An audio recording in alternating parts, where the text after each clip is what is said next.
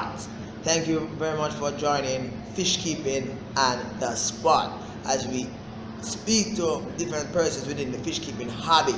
Now, this week we'll be concluding an interview in which we did with Raleigh from Fish Keeping Jamaica. Stay tuned as we go through this exercise. I know everybody I go like we, still we irie. Come in all love likes.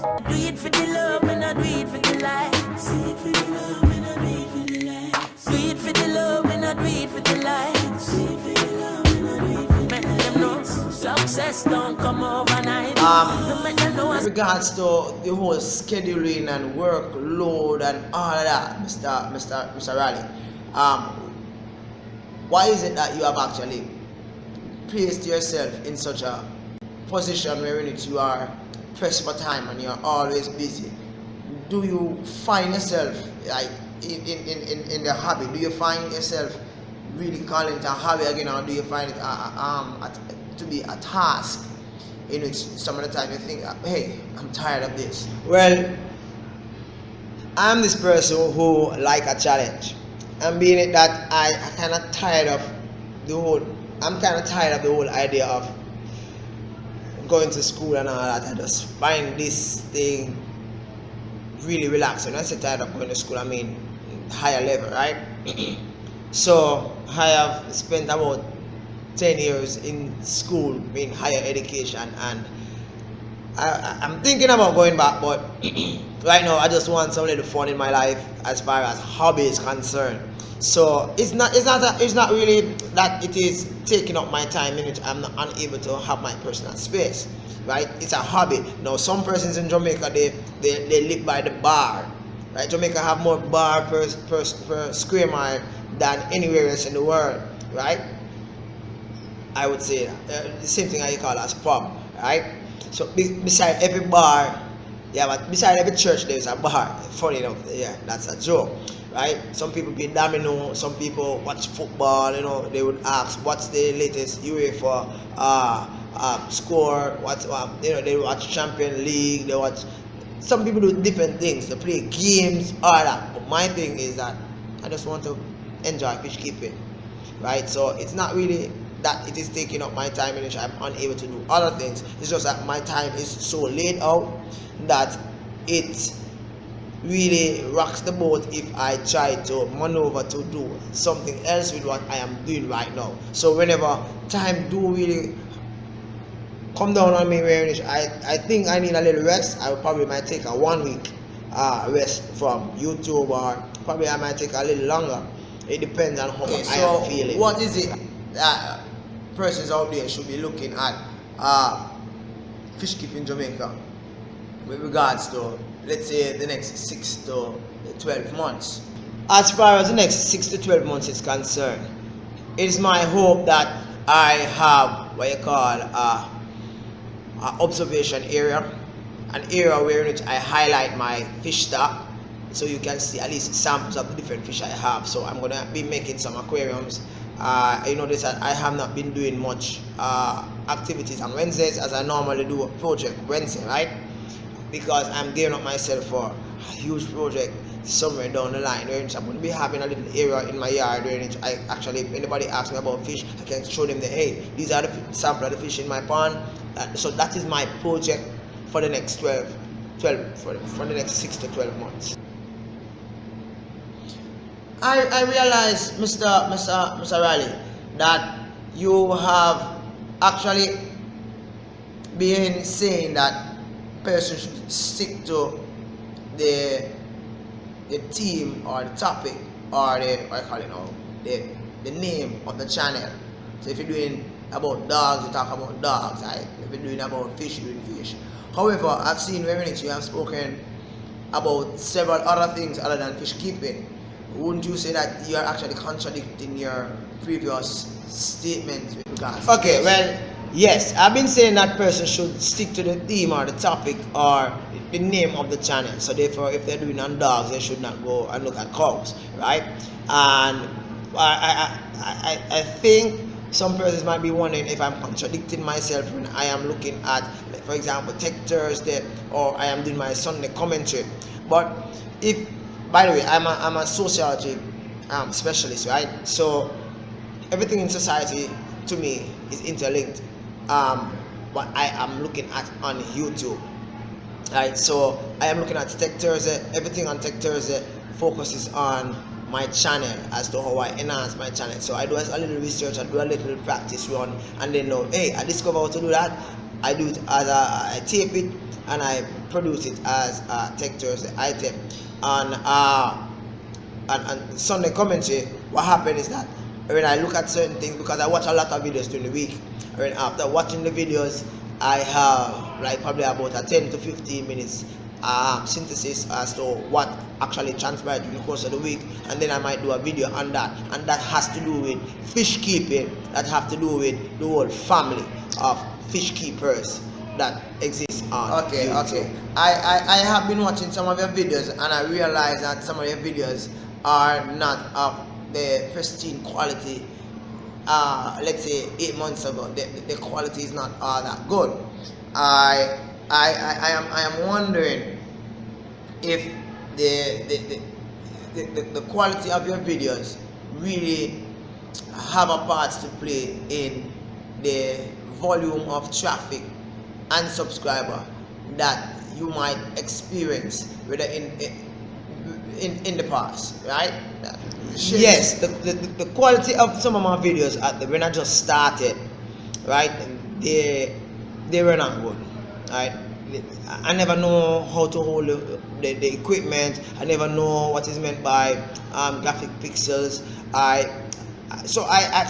have been learning as I've been on YouTube, and as I learn, I share, I improve. So usually my videos wouldn't really be structured as how they are, right? My introduction wouldn't be as how they are. Everything evolved as my channel evolved, and I wish that later on, probably next couple of months, I will even evolve more, and that my quality may be even pristine. My biggest hope though for before the end of the year is to get a camera that can actually videotape underwater, right? And that now I know my channel will have evolved beyond the point in which it presently. To a great extent, I think that the quality of my videos have actually affected my subscriber base and my not my viewership, because you would from a click on the icon,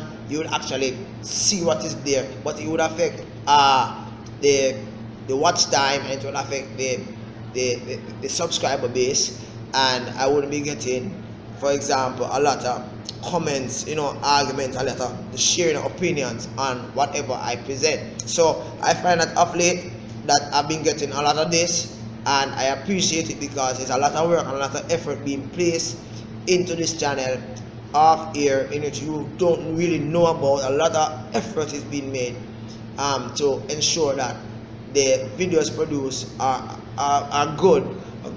It has valuable content that can be appreciated by many persons within the fish keeping community.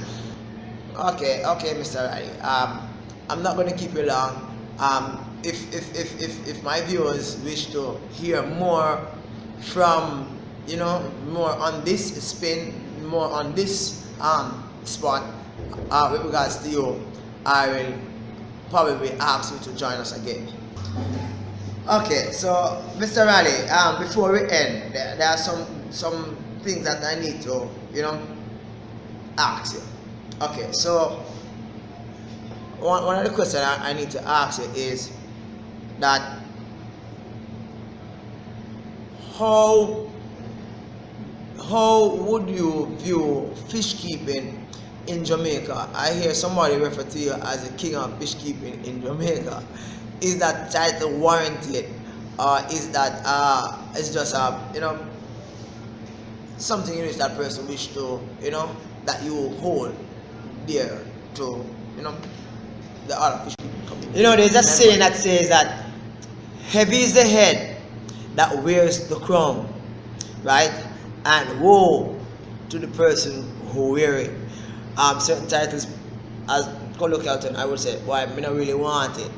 Right? I appreciate that acclamation by that particular individual. I am not really acclaiming that I am the king, but what I am saying is that I have been in the spotlight of late, trying to promote fish keeping in Jamaica, which is really a niche hobby. Right? This is not something that is out there that a lot of persons are into. I did a video on content, right? The content with the dance and the party, that is what a lot of persons are in Jamaica, right? For me, it's about fish keeping, right? And that's practically where I'm at. All right. So what is the difficulty? What is the most difficult issues that fish keepers in Jamaica face with regards to actually keeping exotic fish? Well, one of the most difficult things that Jamaica fish keepers have is to actually source the fish. There's a lot of bureaucratic red tape that is involved in the exporting and the importing of fish. You'll have to know somebody who knows somebody to actually get the whole idea, to get the permission to import, right? And it can cause a pretty penny. I am going to set up a system at the back of my yard. It's not really a fish room, but a system in which I can get some exotic fish and actually place there. I'm going to be importing some fish from overseas. I don't know the full specific as to how it's done, but I'm going to investigate, check out, and I'll inform you as to the steps in which I follow. But as it is for Jamaican fish keeping, not much exotic fish exists other than the normal in which I've actually shared with you. Several persons within the hobby in Jamaica, what they do, they spend a lot of money, yes, to import fish. And what they do, they actually use chemicals so as to prohibit the fish from actually spawning or breeding or giving birth, right? So they will be the only one to actually have access to those fish. I would say that they are selfish, but in a sense they are trying to protect their investment, right? So each time you want, for example, the dolphin, I don't remember the dolphin, something else, fish, the blue one, the blue dolphin fish, there's a specific individual in Jamaica. He's the go-to person for that. But no matter how you try, you'll never ever get the male and the female at any one fish pet shop. Or if you do get it, it will take ages for you to actually breed them, because he had done something to them that actually prevent them from actually spawning. Same too with the panda barbs, in which I have specific things have been used, chemicals have been used so as to prevent this. And this is one of the things that actually led me to say, listen, I'm going to be doing fish keeping, I'm going to be doing it all out, and I'm going to be sharing my ideas with persons out there in Jamaica and overseas, so as to help persons who might find it difficult, just as how I find it difficult to get exotic fish in Jamaica. Okay, and final question, Mr. Riley. Is there any closing thought, anything that you would wish to share with us before we leave? Yeah, final question. Alright, one thing I would like to share with you